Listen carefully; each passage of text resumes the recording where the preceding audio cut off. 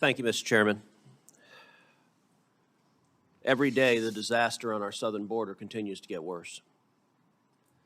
This disaster is a true humanitarian crisis, and it is the result of deliberate political decisions by Joe Biden and Kamala Harris that have inflicted unspeakable horrors on millions of illegal immigrants. 6.6 million illegal immigrants have crossed illegally into this country since Joe Biden became president. And it is, in particular, done enormous damage to children. We're here today because the Biden administration has utterly failed. It has failed to secure the border, and it has encouraged parents to send their minor alien children on a dangerous trip to the United States unaccompanied. And it's failed to protect these children after they were let into the United States. The Democrats running this committee have also failed, as we're holding a hearing to discuss the issues facing HHS's placement of unaccompanied minors. But we don't even have a single official from HHS here to answer our questions. Javier Becerra should be sitting right in the middle of this panel, under oath, being forced to answer difficult questions about his absolute dereliction of duty when it comes to caring for these kids. But the Democrat leadership of this committee doesn't want Secretary Becerra to face those hard questions because it would reveal his utter negligence and the children who are being harmed as a result. And so the absence of HHS is not an accident. It's not an omission they just forgot. It's a deliberate decision. Let's protect the Biden administration from accountability. And concomitant with that decision is a decision to say the children being harmed are not important enough to the Democrat senators on this committee to overcome their partisan desire to play politics and protect the Biden administration from the consequences of their own failure. Take a look at this image. This image was captured from a video shot in El Paso on March 24th, 2023. Where a smuggler abandons a one-year-old child, a Guatemalan boy, on the riverbank. This one-year-old child has now entered the unaccompanied minor alien child system currently administered by the Biden Health and Human Services. According to the Department of Health and Human Services, approximately 127,000 unaccompanied minors entered the United States during fiscal year 2022. So 1 year, 127,000 kids, all alone. 2021, again, according to HHS, 107,686 unaccompanied minors entered the United States. Compare that to the last year of the Trump presidency, where that number was approximately 30,000. A 7-year low. Now, let me be clear, even one child in the custody of human traffickers is horrific and wrong. But 127,000? This administration, no wonder Secretary Becerra is too scared to sit there. He should be embarrassed of that record. Health and Human Services received $7.8 billion last year just for unaccompanied minor children. Troublingly, on February 24th, 2022, HHS admitted in a letter to Representative Andy Biggs that it could not contact approximately 20,000 minor children it placed in 2021. In 1 year, 20,000, it just lost them. No wonder Secretary Becerra is not sitting at that table. On March 22nd, 2023, Senator James Lankford pressed Secretary Becerra on a portion of the New York Times expose indicating that HHS had failed to account for 85,000 previously placed alien children.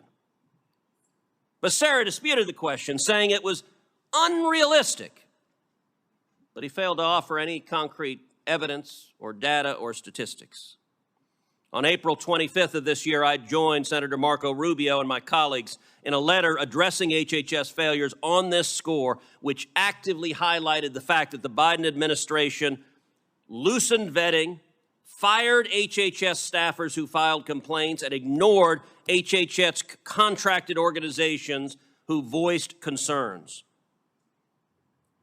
After the New York Times published a second expose, the administration announced the Department of Labor was taking action. What action? Action addressing child labor. Well, child labor is abhorrent, but how about the hundreds of thousands of children who are being smuggled in by human traffickers, who are being abused, who are being sexually abused, who are being physically abused, and whom the Biden administration has lost? This is a humanitarian crisis, and it is a man-made crisis produced by political decisions from this White House. And every American, whether Democrat or Republican, should be horrified at the state of affairs. Thank you to the witnesses, members of the public who are here today, members of the committee who have participated in today's hearing. I do want to reiterate what Chairman Durbin announced a couple of times earlier in the hearing. And number one, that the document requests are into the administration for the additional information and data that's been discussed. Also, that there will be additional hearings on this topic in this committee, including one with government representatives. This is the first of, not the only hearing on this topic. And also on behalf of Senator Durbin, I want to thank the witnesses for participating here today. Now, one of the biggest concerns that I've had over the past several months, and again today, as I've listened to the testimony from our witnesses, is about accountability. Time and time again, I've seen a stunning lack of accountability and a willingness to pass the buck on something as outrageous as child labor exploitation. And let me be more precise.